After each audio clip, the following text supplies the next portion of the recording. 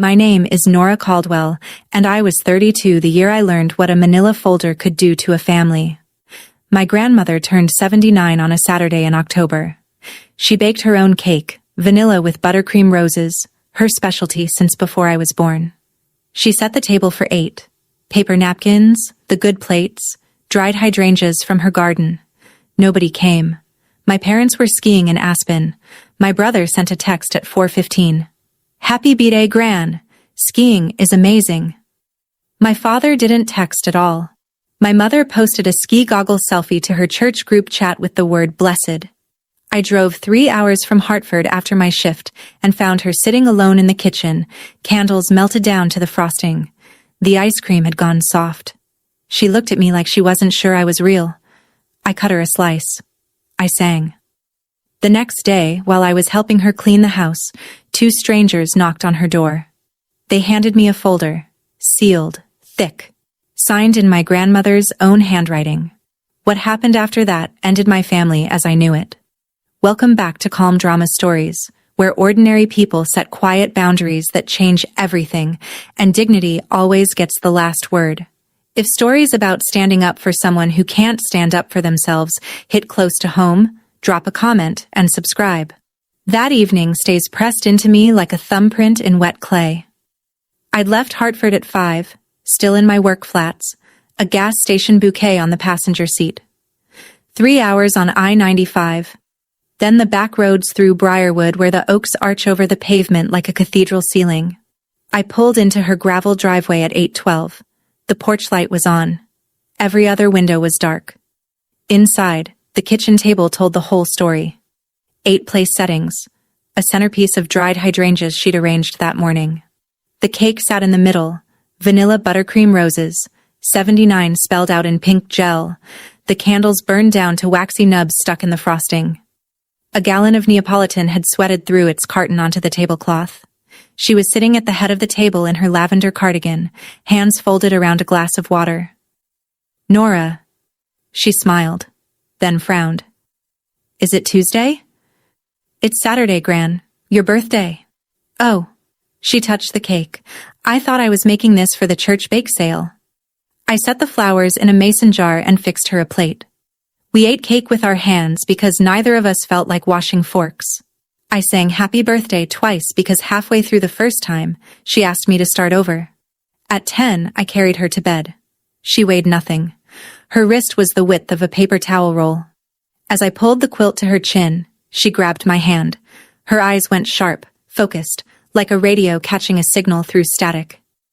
They think I don't notice, she whispered. I waited for more. She was already asleep. I should tell you who I am in this family. The Caldwells of Briarwood are a particular kind of Connecticut comfortable. My father, Gregory, managed regional accounts for an insurance brokerage until he could golf 3 times a week and call it consulting. My mother, Diane, organized charity galas and sat on the library board. My brother, Aaron, ran a small construction development firm, Aaron Caldwell Properties, and owned a German sedan that cost more than my annual salary. Then there was me, the paralegal. I worked at a 4-person elder law firm in Hartford. Wills, trusts, guardianship filings. I earned $47,000 a year and studied for the bar at night. My family called me the paperwork one. At holiday dinners, Diane would tilt her head and say, Nora's still doing her little legal assistant thing, like I was selling friendship bracelets at a farmer's market. I didn't argue. I read fine print. But this house was mine in every way that mattered and no way that counted. I took my first steps on the kitchen linoleum. Lorraine taught me to read a lease on the back porch when I was 19, her reading glasses perched on her nose, a red pen between her teeth. She co-signed my first apartment because my parents wouldn't. I slept in the guest room that night and lay awake tracing the ceiling crack I'd traced since I was 6. Around midnight, I got up for water. On the hallway shelf behind a framed photo of the family, I found a business card, Brenda Voss, Voss and Dean Realty, with a handwritten note on the back. Comp value, $680,000. Quick close possible. I put the card back. My hands were steady, but my stomach wasn't. Sunday morning, I scrubbed the kitchen while Lorraine dozed in her recliner. The cake went into Tupperware. The melted candles went into the trash. I wiped buttercream off the good plates and stacked them in the cabinet where they'd sit until whoever came to clear out the house someday. That thought landed wrong. I shoved it aside. At 10:15, someone knocked. 2 people stood on the porch. The woman was about 60. Silver bob, wool coat, leather briefcase. Professional. The man beside her was younger, maybe 40, carrying a notary seal in a zippered pouch. "Nora Caldwell?" the woman asked. "Yes." "My name is Ruth Adler. This is my colleague, Nathan Pruitt. Your grandmother retained my firm 14 months ago." She held out a manila folder, thick, sealed with a wax paper flap, my grandmother's name printed on the tab in blue ink. "She asked us to deliver this to you," Ruth said, "personally, when the time came." "When the time came for what?" Ruth glanced at the recliner through the screen door, her expression softened by a degree. "Come to my office when you're ready. Here's my card." She pressed it into my hand. "Don't discuss this with your parents before we talk." They were in their car and pulling away before I could form a second question. I stood on the porch holding the folder.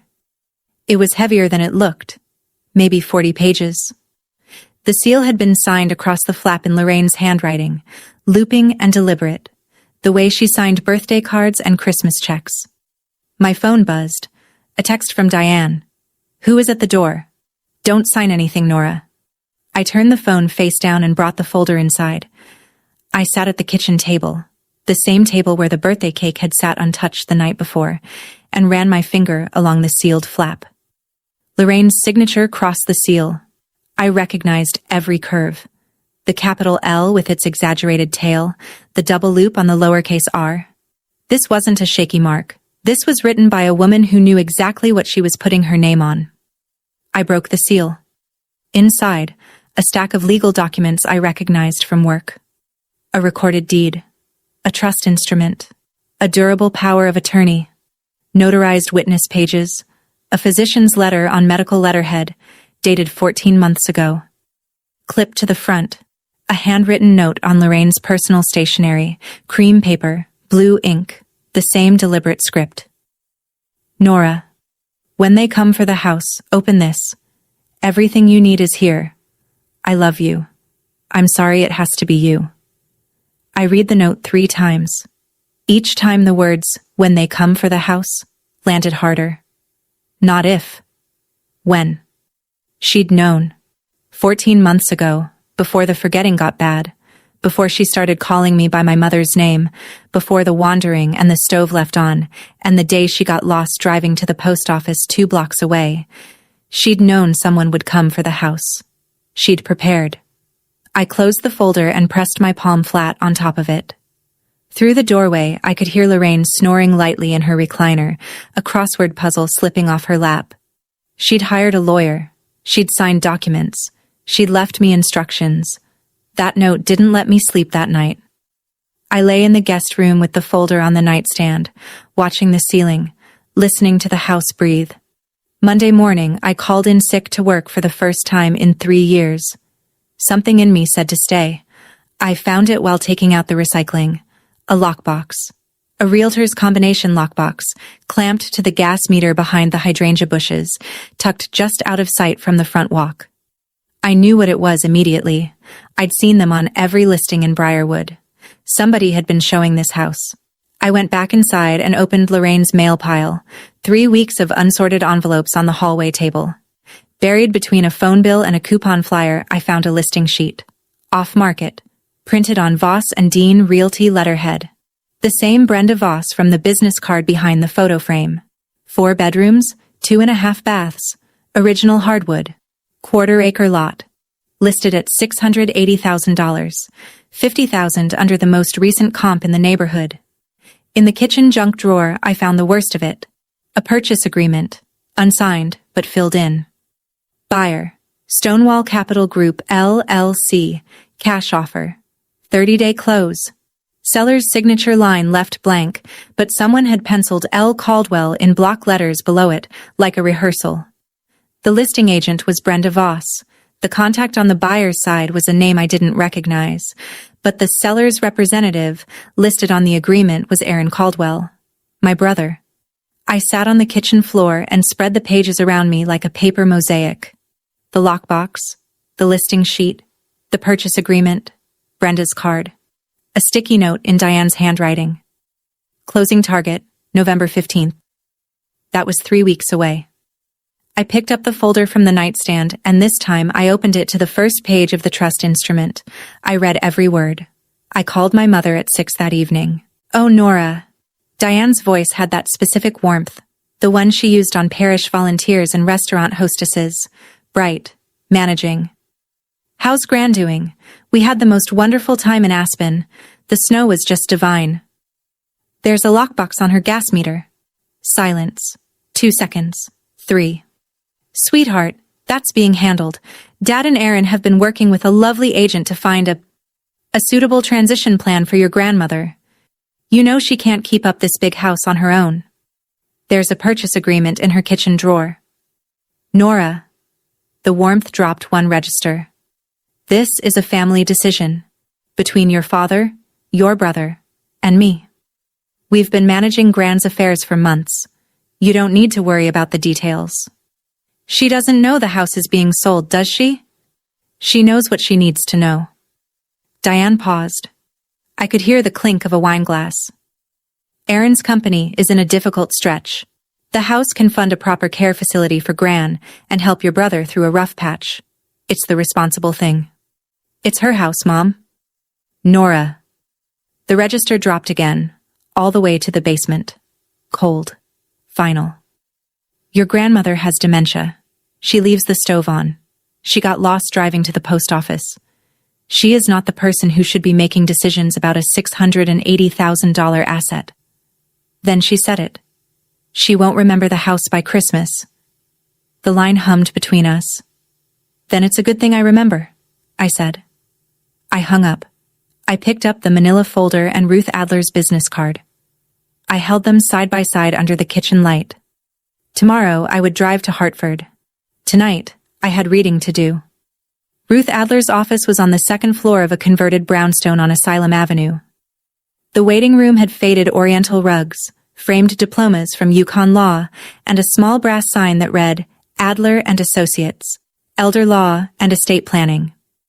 I'd called at 7:30 that morning.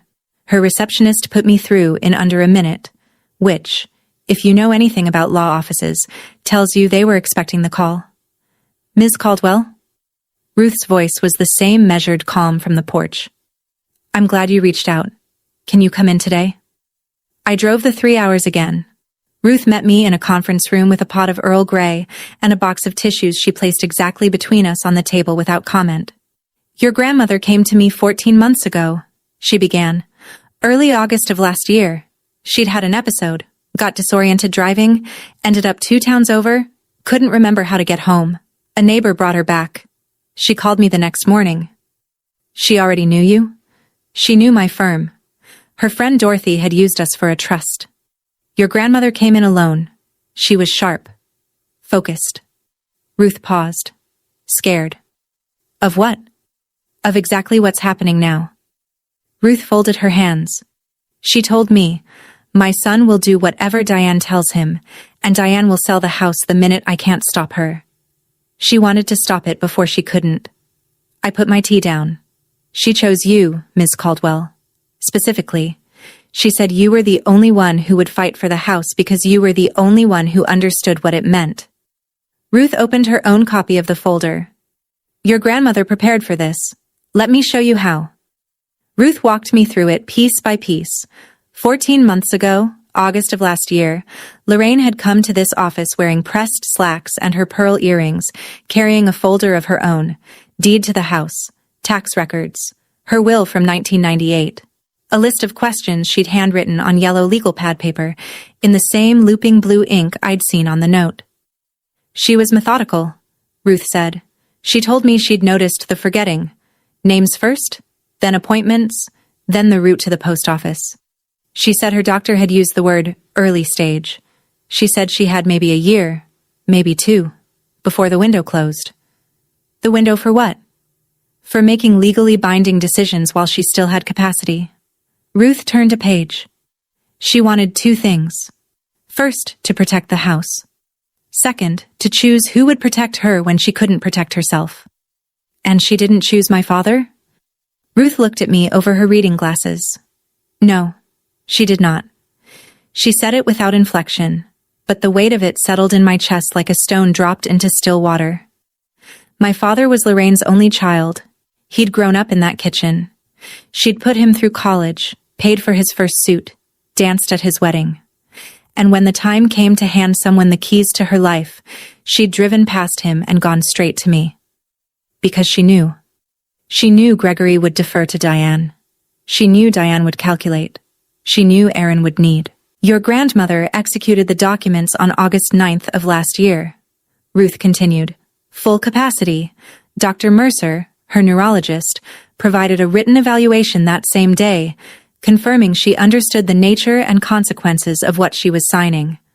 Ruth tapped the physician's letter. This is your foundation. The legal architecture was clean. I recognized every instrument from my work. Item 1. A revocable living trust. Lorraine had transferred the house, the deed, the title, everything, into a trust. The Lorraine E. Caldwell Revocable Living Trust, dated August 9th of last year.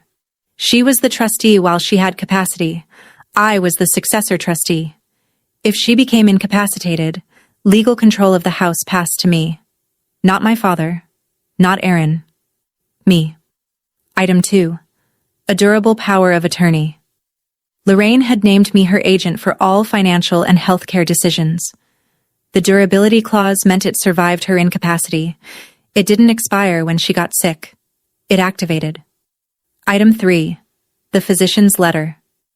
Dr. Mercer had examined Lorraine on August 9th and documented that she demonstrated full testamentary capacity. She understood what a trust was. She understood what a power of attorney did.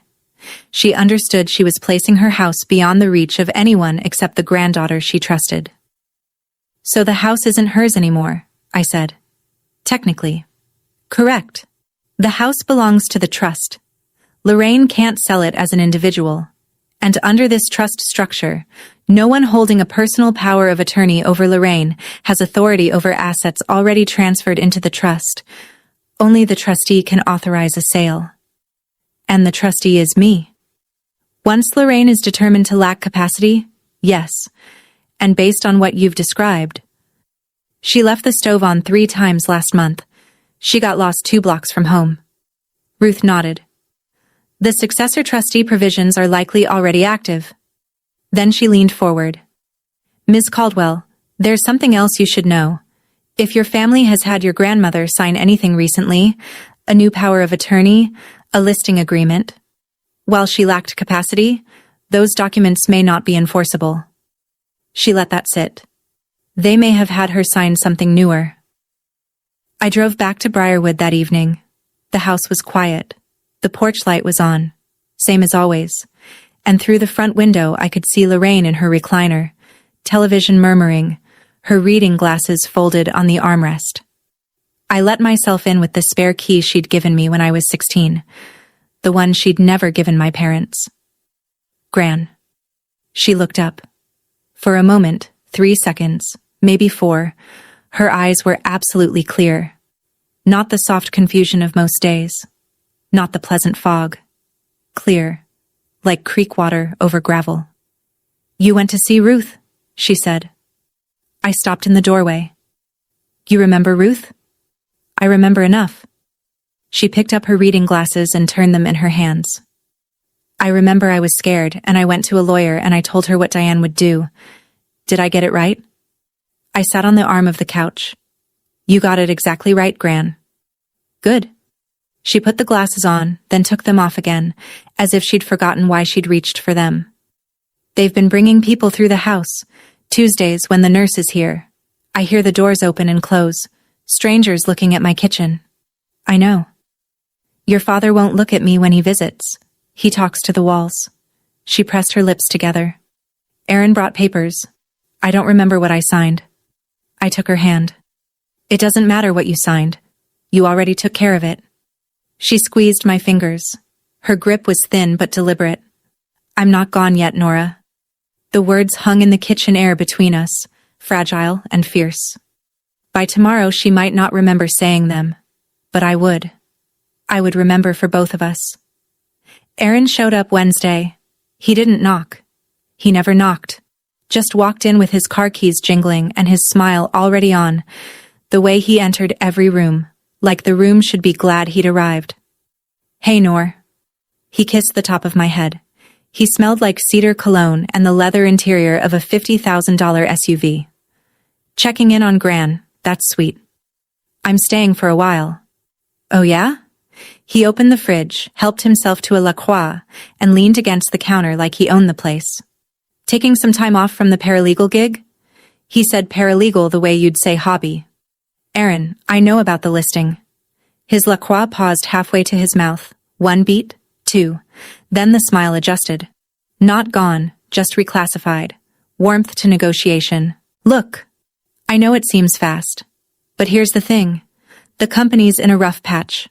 I've got a balloon payment coming due in 8 weeks. $740,000. If I miss it, the bank takes everything. Every project, every contract. 3 years of work. Gone. So you're selling Gran's house. I'm helping the family manage an asset that Gran can't manage herself. He set the can down. Nora, the money solves everything. Gran gets a nice facility. Dad and Mom stop worrying. I keep my business. Everybody wins. Except Gran. Gran doesn't know what day it is. She knows people are walking through her house. Aaron's jaw tightened. He stepped closer. Don't make this difficult. We're family. Family helps family. Is that what you told her when you brought the papers? He stared at me. Then the smile came back, but harder now. Performative. It's basically sold already, Nora. The closing's set. He left his empty can on the counter and walked out without rinsing it. That night, I searched. In the bottom of the hallway credenza, behind a stack of old Guideposts magazines, I found what they'd had her sign. A power of attorney, dated September 3rd. Barely 2 months ago. It named Gregory Caldwell as Lorraine's agent for all financial and property decisions. Stapled to it was a listing authorization for the house, also dated September 3rd, granting Aaron Caldwell the right to act as seller's representative. I carried both documents to the kitchen table and laid them beside the originals from Ruth's folder. The signature differences hit me before I finished unfolding the pages. Lorraine's trust documents from 14 months ago. Strong pen pressure, the loops clean and confident, every letter connecting to the next with that distinctive tail on the capital L. I knew this hand. This was the woman who'd written grocery lists in cursive and signed my high school permission slips with a fountain pen. The September power of attorney, trembling lines. The L barely rose above the baseline. The loops collapsed. The pen had lifted between letters, leaving gaps where flow should be. This was not the hand of a woman who understood what she was signing. This was the hand of a woman who was told where to press down. I pulled up the calendar on my phone and checked the date. September 3rd. My stomach dropped. September 3rd was the same week Lorraine had been taken to the ER after a fall. I'd received a text from Diane. Gran took a tumble. Nothing serious. She's resting. And thought nothing of it. The discharge summary, which I found in the mail pile, noted, patient disoriented, intermittent confusion, recommend neurological follow-up. They'd had her sign a power of attorney during the same week she'd been hospitalized for confusion. I took photos of everything. Then I called Ruth. Ruth came to the house on Friday. Not her office. The house. She said it mattered that we do this at Lorraine's kitchen table.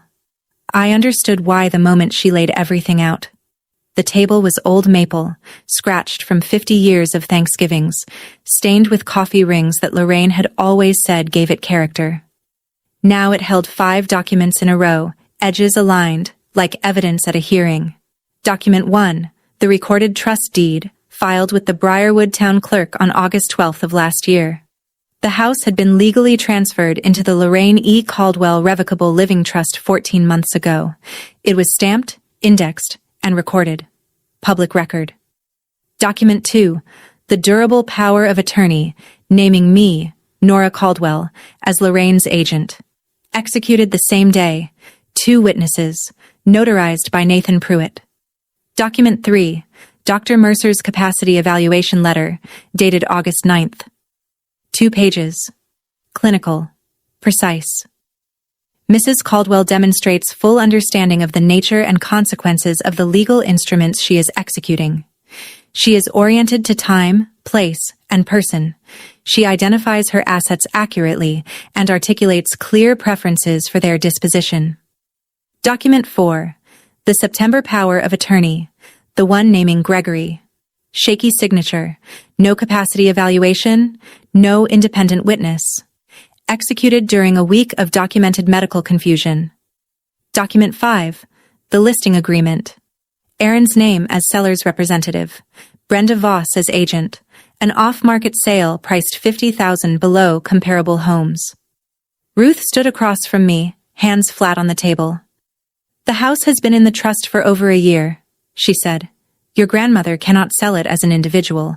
The September power of attorney, even if it were valid, doesn't grant authority over trust assets. And it almost certainly isn't valid, given the medical record. She looked at me. This sale cannot close. The house was never theirs to sell. I stared at the documents, at the 2 signatures side by side, one strong, one trembling. At the physician's letter that drew a line between the woman Lorraine was and the woman they'd taken advantage of. She won't remember the house by Christmas. Diane's voice echoed in my head. But Lorraine had remembered. She'd remembered before any of them. Ruth and I made a plan. Quiet. Methodical. The kind of plan built on paper. Not anger. Step 1. We needed a current capacity evaluation for Lorraine, something a court would accept to confirm that the September POA was signed when she lacked the mental ability to understand it. That meant contacting Dr. Mercer's office and scheduling a formal neurocognitive assessment. I called Monday morning. The receptionist put me on hold for 11 minutes. When she came back, her voice had a careful, practiced quality I recognized from my own work, the tone people use when they're about to deliver bad news wrapped in protocol. I'm sorry, Ms. Caldwell, but we've received a request to restrict access to Mrs. Caldwell's medical records. I gripped the phone. Restrict access? From whom? I can't disclose that, but I can tell you the request came in approximately 6 weeks ago, and it specifies that medical records and evaluation results are not to be released to anyone other than the designated family contact. And who is the designated family contact? Pause. Gregory Caldwell. My father. They'd locked me out of her medical records. I sat in my car in the clinic parking lot and pressed my forehead against the steering wheel. 6 weeks ago. That was mid-September, right after they'd had her sign the power of attorney. They hadn't just gotten her to sign. They'd built a wall around her. I called Ruth. They restricted her records. Expected. Ruth didn't sound surprised. We'll file a HIPAA authorization under the durable POA.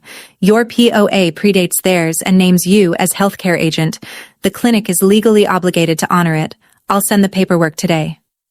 2 days later, I had the records. Dr. Mercer agreed to perform a current evaluation. The system works, I told myself. Slowly, but it works. Diane came to the house on a Thursday evening. She didn't bring flowers or food or any of the things you'd bring if you were visiting your mother-in-law. She brought a brochure. Maple Glen Assisted Living. She spread it on the kitchen table, the same table where Ruth and I had laid out the documents 3 days earlier. It's a beautiful facility, Nora. Private rooms, a garden, activities every afternoon. Gran doesn't want to leave her house. Gran doesn't know what she wants. Diane smoothed the brochure with both palms. Your father and I have been looking into this for weeks. If we transition her before Thanksgiving, we can have the house staged and listed by December 1st. I looked at her. She was wearing her church pearls and the cashmere scarf she'd bought in Aspen. You're staging the house for the buyer you already have. Diane's expression flickered. Just a flash. The briefest crack in the plaster. Nora, I know this is emotional for you. You've always been attached to this house. But your brother's company is in real trouble, and this family needs to pull together. By selling a 79-year-old woman's home out from under her. After everything I've done for this family, her voice cracked. Real tears or performative ones? I couldn't tell, and after 32 years, I'd stopped trying. The papers are already with the title company, she said. The closing is November 15th. This is happening, Nora. She left the brochure on the table. I almost walked away that night. It would have been easier, but if you've ever watched someone decide that an older person's worth came with an expiration date, you know exactly why I stayed. If this story is hitting close to home, type "I see her" in the comments, and subscribe so you're here for what happens at the closing table. I had 9 days. The closing was set for November 15th at Capital Title Services on Main Street, 3 blocks from the Briarwood Town Green. Diane had booked it like she was booking a dinner reservation. Efficient, final, not open for discussion. I sat in Ruth's conference room the next morning and laid out the options. Option 1. File an emergency petition with the probate court to block the sale. It would work. Ruth was confident, but it would be public, slow, and expensive, and it would give Aaron and Diane time to scramble, time to move Lorraine, time to hire their own attorney, time to muddy the water. Option 2. Let the closing happen. Walk in with the documents. Let the truth do what truth does when it meets paperwork that can't withstand it. If you show up at the closing with the recorded trust deed and the capacity evidence, Ruth said, the title company will do the work for you. They can't insure a title that's in dispute. They won't close the transaction. It ends in that room. And if they try to push through anyway? Title officers are personally liable. No officer with a brain will record a deed they know is defective. Ruth took off her glasses and set them on the table. This is the quieter path. No courtroom, no filings, just documents on a table in front of witnesses. The buyer, the agent, the title officer, your family, they'll all be in one room, and the documents will speak for themselves. I thought about Lorraine's note. When they come for the house. She hadn't told me to go to court. She'd given me a folder. Let the documents talk, Ruth said. 9 days. I went home and started counting. Day 1 of 9. I filed a report with Adult Protective Services. I sat in my car outside the Briarwood Municipal Building and dialed the state elder abuse hotline. The intake worker was patient, precise, and completely unsurprised by anything I described. She'd heard it before. Different names, same architecture. I gave her the facts. A 79-year-old woman with documented dementia. A power of attorney signed during a week of hospitalization. An off-market home sale priced below comparable value. A son profiting from the transaction. A daughter-in-law directing the process. We'll assign an investigator, the intake worker said. You'll receive a case number within 72 hours. Is there anything that expedites the process? You mentioned there's a closing date in 9 days. I'll flag it as time-sensitive. I thanked her and hung up. Then I sat in the car for a full minute, watching 2 elderly women walk into the library across the street, arm in arm, laughing about something. Normal. Safe. When I got back to the house, I found a voicemail from Ruth. Nora, something interesting came up. A PS told me, informally, that yours isn't the first report they've received on this situation. Someone filed an anonymous complaint about 6 weeks ago. They didn't follow up at the time because the complainant didn't leave contact information, but the file exists. 6 weeks ago, right around the time they'd had Lorraine sign the September power of attorney. Someone else had seen what was happening. Someone who hadn't been brave enough to leave a name, but had cared enough to pick up the phone. I didn't know who. Not then. But the fact that the file already existed meant APS wouldn't be starting from scratch. The system was slower than anger. But it was building. Day 4. My father came alone. He pulled into the driveway in his 10-year-old Buick, not the car he drove to church or the club, but the one he used for errands, the one nobody would notice. He sat behind the wheel for a long time before he got out. I watched from the kitchen window. His shoulders were hunched. He looked smaller than I remembered. He came in through the back door the way he'd entered this house since he was a boy. He didn't acknowledge me at first. He just stood in the kitchen and looked around. At the cabinets his mother had refinished herself, at the window over the sink where she'd hung a prism that threw rainbows across the floor every morning. "She used to sing in this kitchen," he said. His voice was barely above a whisper. "Patsy Cline. Every Sunday morning." "I remember." He sat at the table. He put his hands flat on the maple surface and I saw them shake. "I know what you think of me," he said. I waited. I didn't want this. Any of this. Aaron's in over his head. Diane says the house is the only way. And Mom. His voice broke. Just barely. A hairline fracture in a foundation. Mom wouldn't want Aaron to lose everything. "You could still stop this, Dad." He looked at me. For 1 second. One awful, trembling second. I saw the boy who'd grown up in this kitchen, who'd eaten cake off these plates, who'd been carried to bed by the same woman now sleeping in the next room. Then his phone buzzed. He glanced at the screen. "Diane." He stood up. "I should go." He left through the back door. He didn't say goodbye to his mother. I washed his coffee cup and put it away. Day 5. I bought a cake. Not a fancy one. A 6-inch round from the bakery on Elm Street. Vanilla with buttercream, because that's what she loved. And a single candle because 79 individual candles seemed like a fire hazard, and I wanted to make her laugh. I set it on the kitchen table at 3 o'clock. I put out 2 plates, 2 forks, 2 napkins. I made tea. "Gran, come sit." She shuffled in from the living room, reading glasses on top of her head, a crossword puzzle folded in her cardigan pocket. She saw the cake and stopped. "Whose birthday?" "Yours. We're doing it over." She sat down. I lit the candle. She looked at the flame the way you look at something you're trying to hold in your mind, carefully, deliberately, like if she stared hard enough the moment would stick. "Make a wish," I said. She closed her eyes. She blew.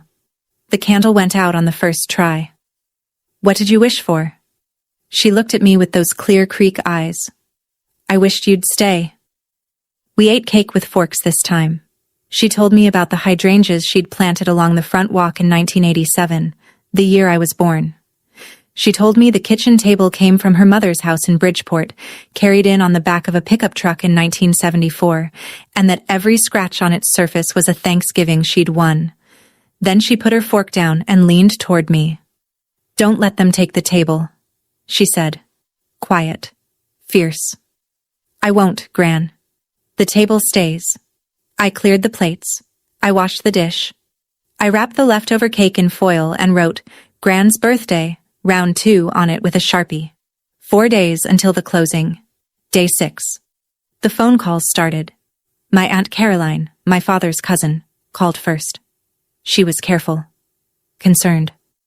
"Nora, honey, your mother says you're trying to take control of Lorraine's finances. She says you're, well," she used the word manipulating. I held the phone away from my ear and looked at the ceiling. "Aunt Caroline, did Diane mention that she and Aaron are trying to sell Gran's house while Gran has dementia?" Silence. "She said it was a family decision." "It's a decision Gran didn't make." My mother's friend from the parish council called next, then Aaron's business partner. Then a woman from the garden club who'd known Lorraine for 40 years.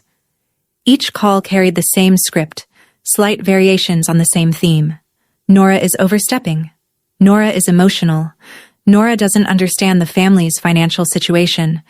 Diane had done what Diane did best. She'd shaped the narrative before I had a chance to speak. I didn't counter it. I didn't post on social media. I didn't call anyone back to plead my case. Ruth had told me, "The documents speak. You don't have to." But on day 6, around 9 at night, my phone rang one more time. Aunt June, Lorraine's younger sister, 81, still sharp, still in Bridgeport. "Nora." Her voice was dry and clear.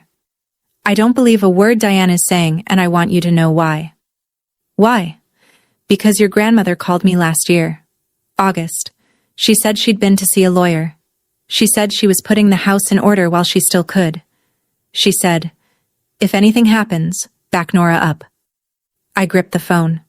"I'm backing you up," Aunt June said. "Whatever you need." 3 days until the closing. Day 7. Ruth and I confirmed the details. Capital Title Services, November 15th, 2 o'clock. Conference Room B. The escrow officer was a woman named Linda Yates. 22 years in the business, Ruth's contact said. Thorough. By the book. The buyer was Stonewall Capital Group, a regional cash acquisition firm that bought undervalued residential properties, flipped or rented them, and moved on. Their representative was a man named Daniel Fossey. He'd been copied on the listing agreement and the purchase contract. Brenda Voss would be there as the listing agent. Diane and Aaron would attend as sellers' representatives. Gregory would come because Diane told him to. Ruth made one more call, to the title company, off the record, and learned something that made her pause. Linda Yates flagged the file 3 weeks ago, Ruth told me. During the preliminary title search, she noted that the house was held in a trust. She contacted Brenda Voss for clarification. Brenda sent over a signed affidavit claiming the trust had been dissolved and the property reconveyed to Lorraine individually. Linda accepted it provisionally, but noted in her file that no recorded reconveyance deed had been found. The closing was scheduled as tentative, pending final title clearance. A clerical error. Brenda told her the trust had been dissolved and the property returned to Lorraine's individual name. That's not true, of course. The trust was never dissolved. The deed is still recorded. The deal was already standing on cracked ice. Linda Yates had a flag in the file.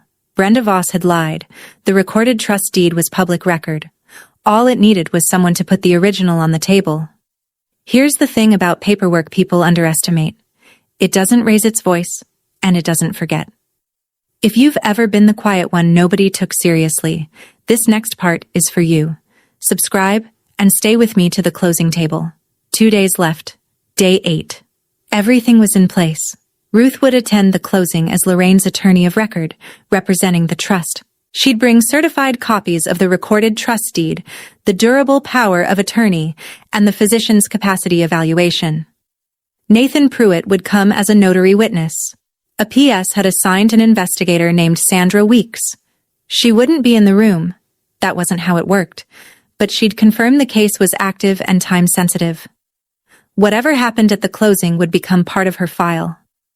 I spent the afternoon at the kitchen table reviewing the documents one more time. Trust deed. POA. Capacity letter. The September POA with the shaking signature. The listing agreement. The purchase contract. The discharge summary from Lorraine's September hospital stay. Everything lined up.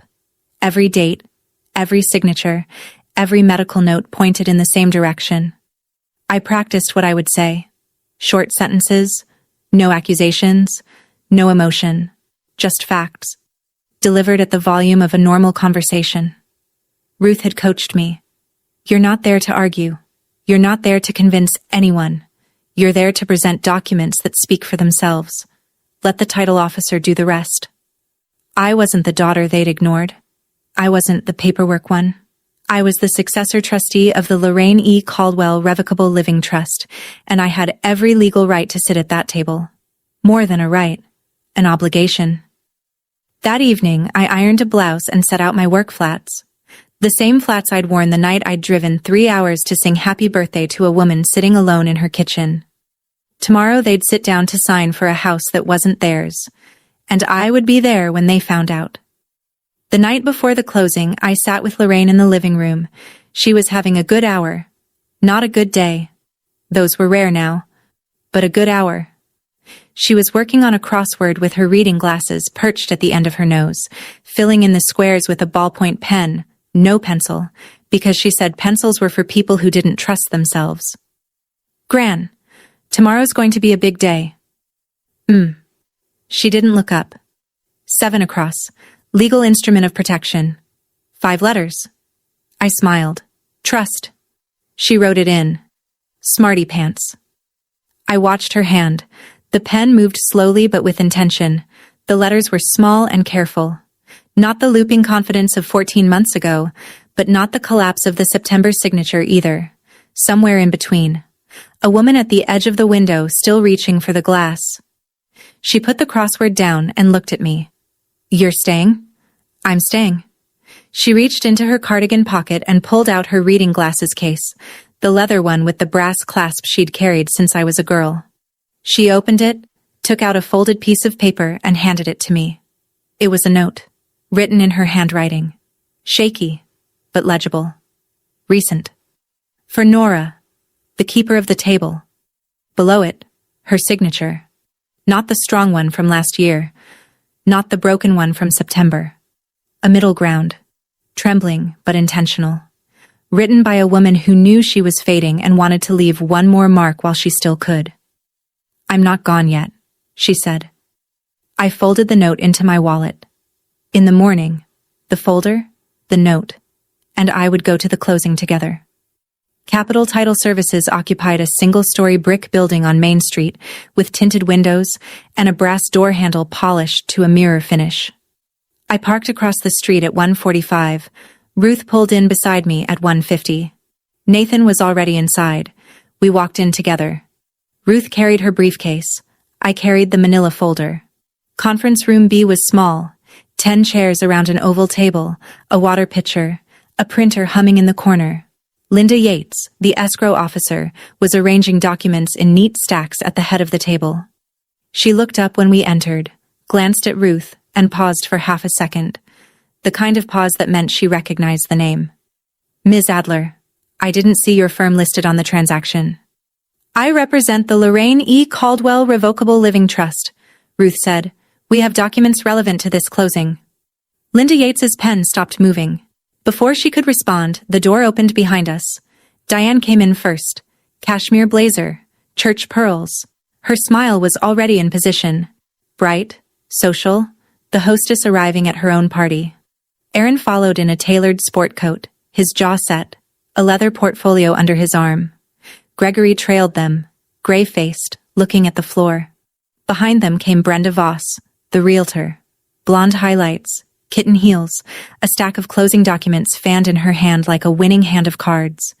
And last, Daniel Fossey, the buyer's representative, in a navy suit and no-nonsense expression. Diane saw me and stopped. "Nora?" She looked at Ruth. At the folder in my hands. Her smile didn't change, but the muscles underneath it did. "What are you doing here?" "Taking a seat," I said. I sat down at the table. Ruth sat beside me. I placed the manila folder in front of me, and I waited. The room was very quiet. The printer had stopped humming. Linda Yates looked at Ruth. "You said you have documents?" "I do." Ruth opened her briefcase and laid 3 items on the table, one at a time, each centered and square, the way you'd lay evidence before a judge. First, a certified copy of the recorded trust deed. This deed was recorded with the Briarwood Town Clerk on August 12th of last year. It transfers the property at 14 Oakwood Lane into the Lorraine E. Caldwell Revocable Living Trust. Ms. Caldwell, she nodded toward me, is the successor trustee. Diane's smile fell, not all at once, in stages, like a building losing floors. Second, the durable power of attorney, naming me as Lorraine's agent. Executed on August 9th of last year, notarized, witnessed, currently in effect. Aaron leaned forward. "We have a more recent power of attorney that supersedes..." Third, Ruth placed the physician's letter on the table. A capacity evaluation by Dr. Helen Mercer, Lorraine's neurologist, dated August 9th. It confirms that Lorraine had full testamentary capacity when she signed these documents.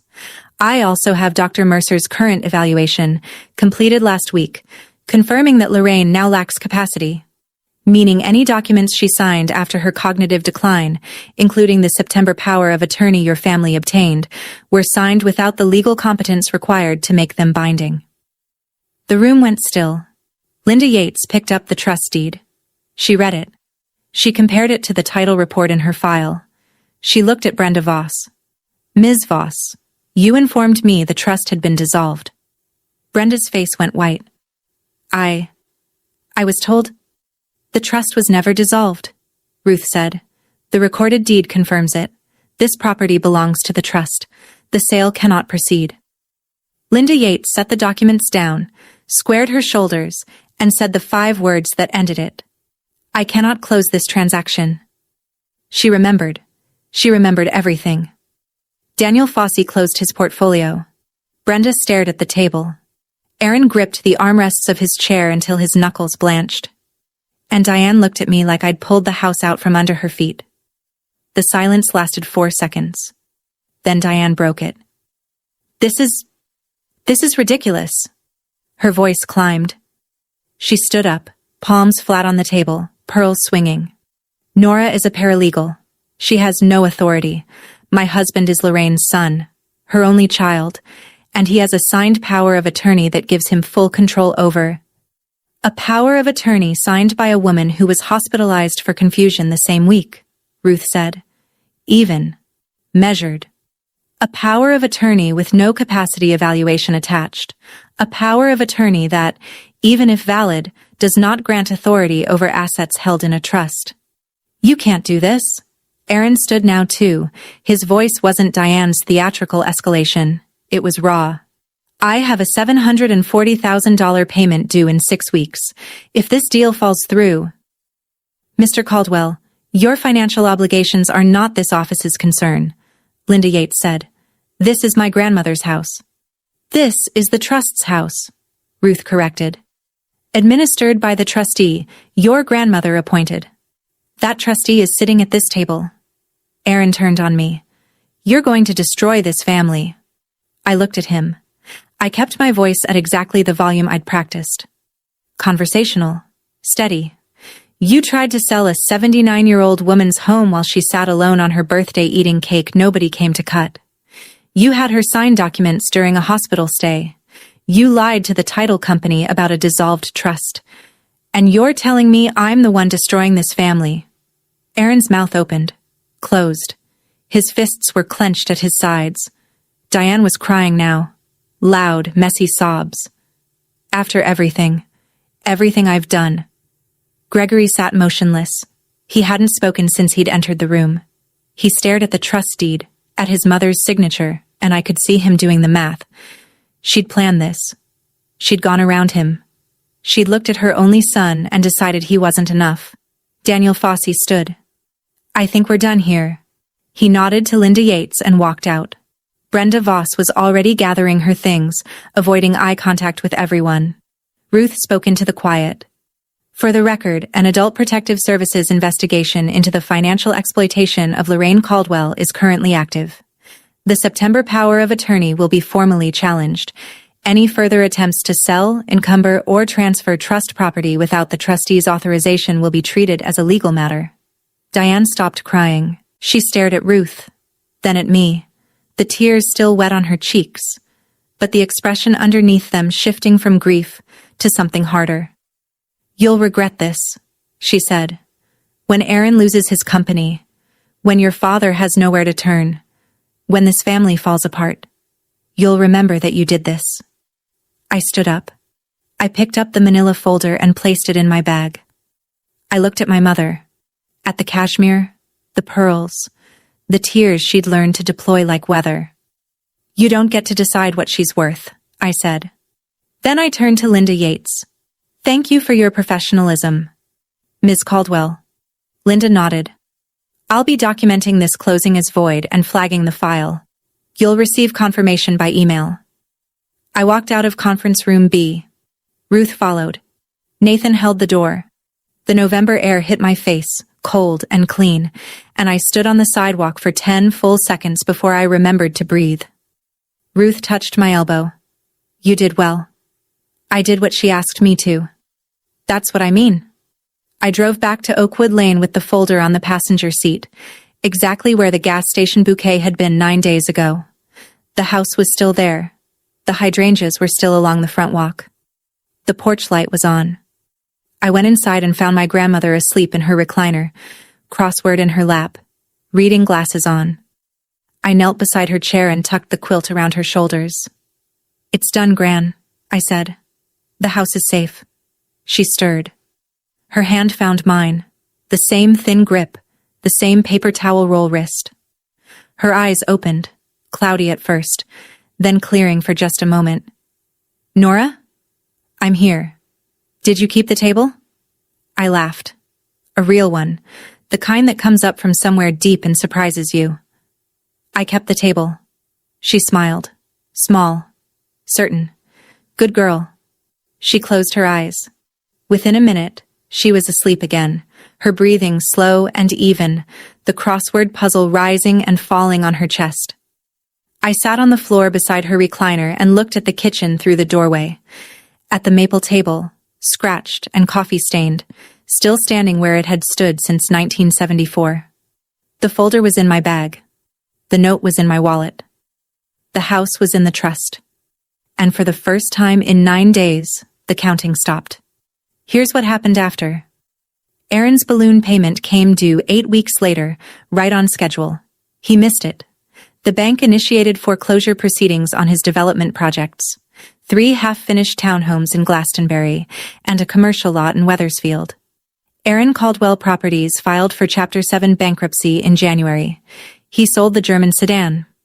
Last I heard, he was working as a project manager for someone else's firm, making a third of what he'd made before. He never called to apologize. Diane's standing in Briarwood fractured. Not all at once. Reputations erode slowly in small towns. But the story leaked. People talk. Aunt June talked. Linda Yates documented everything in the closing file. The church group chat, the one where Diane had posted her Aspen selfie, went quiet around her. She stopped attending the library board. She and Gregory moved to a condo in West Hartford in the spring. My father emailed me once, in March. 3 sentences. I should have done more. I know that now. I'm sorry. I read it twice. I didn't respond. Some apologies are too late to be anything but a record of what a person knows they should have said. A PS substantiated the complaint. Over the following 3 months, through 2 probate hearings that no one in my family contested, the September power of attorney was formally voided. The court appointed me as Lorraine's legal guardian and confirmed my role as permanent trustee of her trust. I deferred my bar exam. I took a leave of absence from the firm. I moved into the guest room at 14 Oakwood Lane, the one with the ceiling crack I'd traced since I was 6. And I became the person who made sure Lorraine Caldwell ate dinner, took her medication, and sat on the porch in the afternoons when the light came through the hydrangeas. It wasn't the career step I'd planned. It was the right one. On a Tuesday in April, I baked a cake. Vanilla with buttercream. Nothing fancy. I set it on the kitchen table. The table from Bridgeport. The one that had survived 50 years of Thanksgivings and 1 attempted theft. Lorraine came in from the living room, crossword in hand. Whose birthday? Nobody's. It's Tuesday. We're having cake because it's Tuesday. She sat down. She picked up a fork. She took a bite and closed her eyes. This is my recipe.